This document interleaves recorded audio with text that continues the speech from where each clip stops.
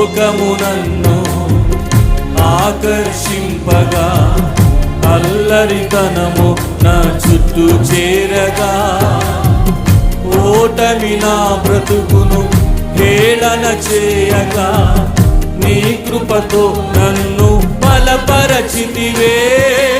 ఇంతగా నన్ను హెచ్చించుటకు ఏ పాటి వాడలో యేసయ్యా, ఇంతగా నన్ను హెచ్చించుటకు ఏ పాటి వాడలో యేసయ్యా.